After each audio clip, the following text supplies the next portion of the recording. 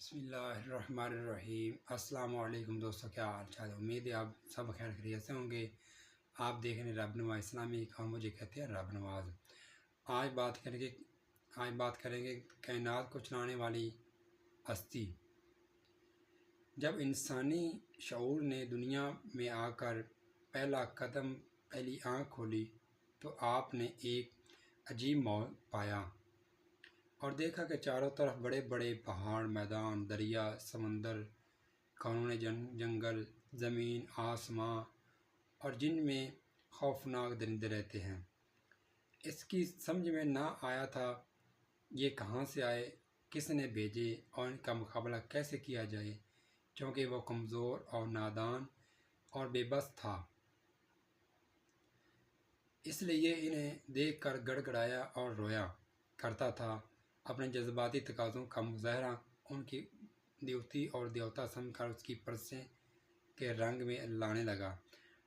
وبائی بیماروں کے سبب ان کی ناراضگی سمجھتا تھا اور اس لیے انہیں خوش کرنے کے لیے طرح طرح کے طریقے استعمال کرنے لگا۔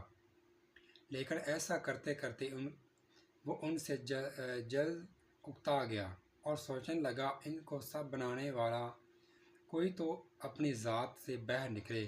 تو زمین، چاروں طرف پھیلا آسمان، یہ چاند اور ستارے، سورج اور یہ بارش اور فصلیں، دیر رات آنا جانا، یہ کشتیاں، پہاڑ اور چاند اور سورج، ان کا وقت پر طلوع ہونا اور غروب ہونا، اور چاند کا ایک وقت خاص حساب سے گھٹنا اور بڑھنا، سردی گرمی، پہاڑوں پر برف پڑنا، گویا یہ پوری کائنات کا ایک نظام کے لیے تحت چل رہی ہے۔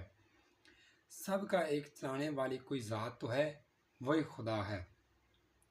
کسی موٹر سائیکل، کسی motor, T V vision, computer, C V T V, mobile اور دیگر اشیاء کو دیکھ کر ہم تو کہہ سکتے ہیں کہ کسی انجینئر نے تیار کی ہے۔ اسی طرح اس کائنات کو چلانے کی ایک بڑی مشن بھی تشبیہ دے سکتی ہیں کہ جس میں کئی ہزاروں پرندے، پرزے، یعنی سورج اور ستارے اور چاند۔ جس طرح مشین کو چلانے کے لیے بجلی کی ضرورت ہوتی ہے، برقی رود کے آتے ہی پرزے حرکت آ جاتے ہیں اور مشین چلنے لگتی ہے، اسی طرح کائنات کی ساری چیزیں، سورج، چاند، ستارے وغیرہ بھی ایک نظام کے تحت چل رہے ہیں۔ اس کو چلانے والی ذات خدا ہے۔ چونکہ ہماری آنکھیں مادی ہیں، یعنی مادے سے بنائی گئی ہیں، اس لیے صرف مادی اشیاء کو دیکھ سکتی ہے، اور اللہ تعالیٰ کی ذات اس سے بے نیاز، اور اس لیے ہماری آنکھیں انہیں نہیں دیکھ سکتی۔ ایک بڑھیا سے کسی نے پوچھا کہ تیرے پاس اللہ تعالیٰ کے موجود ہونے کا کیا ثبوت ہے؟ تو اس نے کہا، میرا یہ چرخے اس کا ثبوت ہے، میرا یہ چرخہ اس کا ثبوت ہے۔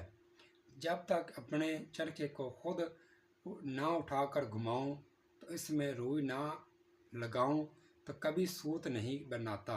ایک چھوٹا سا چرخہ میرے چلانے کا محتاج ہے۔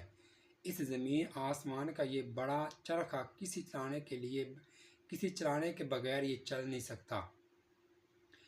کوئی اقرار کرے یا نہ کرے، اس کا حال ضرور اس بات کا گواہی دیتا ہے کہ اللہ تعالیٰ اس قدرت کا کاریگر ہے، ہر لمحہ پہچانتا جانتا ہے۔ انسان اگر خود اپنے وجود پر غور کرے تو اس کا ہر عضو بدن کا پورا نظام اور جھنجھوڑ کر اپنے خالق کی طرف متوجہ کرتا ہے۔ لامحدود تحریر میں محدود نہیں ہے، مگر اس کے ذکر کے بغیر بھی نہیں رہ جاتا۔ ہر قلب اس میں اس احساس روح اس کی تڑپ جاتی ہے کہ اس کے باوجود سب سے بڑا ثبوت، اگر تمام درختوں کی کلمیں بنا دی جائیں تو ساتوں سمندر روشنائی میں تبدیل کر دی جائیں تو بھی اس لامحدود باتیں ختم نہ ہوگی۔ قرآن مجید میں عقل مندوں کے بارے میں فرمایا گیا ہے، وہ اٹھتے بیٹھتے لیٹتے اللہ تعالیٰ کا ذکر کرتے ہیں، آسمانوں میں زمین یعنی کائنات کی تخلیق کے بارے میں غور کرتے ہیں، کہہ اٹھتے ہیں کہ ہمارے رب، تو نے اسے بے مقصد پیدا نہیں کیا۔ کائنات کی وسعت زیر کی مبعوث کر دیتی ہے۔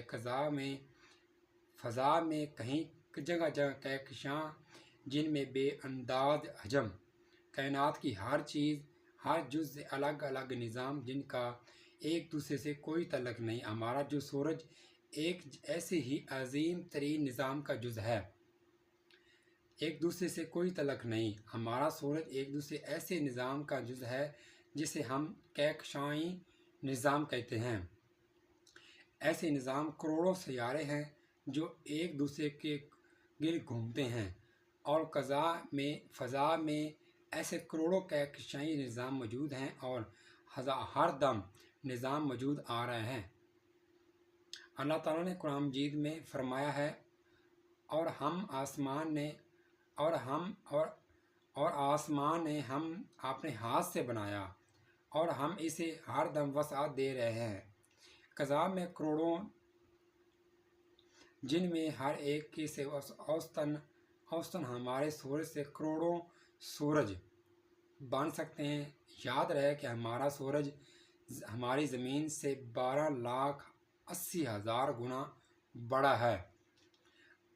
اب ذرا سوچیں، اللہ تعالیٰ کی عظمت کا اندازہ کرنے کی کوشش کریں کہ وہ نہ صرف اس زمین کا مالک ہے، نہ صرف نظام شمسی کا مالک ہے، نہ صرف کہکشائی نظام کا مالک ہے، بلکہ اس پوری کائنات کا مالک ہے۔ الحمدللہ باقابل صد ہزاروں ستائش ہے۔ اس کا ہر کام کہیں خلل نہیں، تصادم نہیں، ہر لمحہ تقادم نہیں۔ سبحان اللہ، اس کا ہر قسم کا خامی سے پاک ہے۔